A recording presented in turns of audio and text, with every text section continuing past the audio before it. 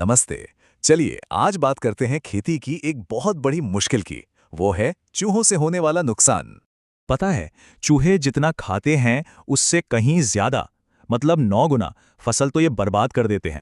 मुश्किल ये है कि पुराने तरीकों से जो चूहे बच निकलते हैं ना, वो और भी ज्यादा चालाक हो जाते हैं।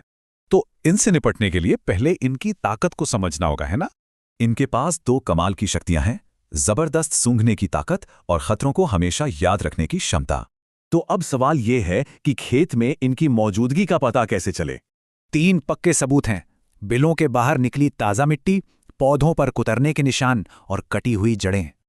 तो चलिए अब देखते हैं कि इन शातिर चूहों से निपटने के लिए क्या कारगर उपाय हैं। पहला कारगर उपाय है जिंक फॉस्फाइड। ये बहुत तेजी से काम करता है, खाते ही असर शुरू।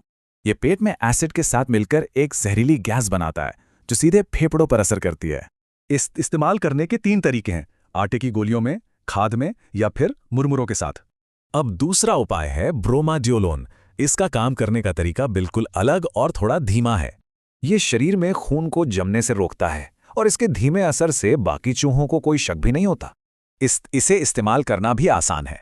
या तो ब्लॉक को सीधे बिल के पास रखें या पाउडर को आटे में मिला दें।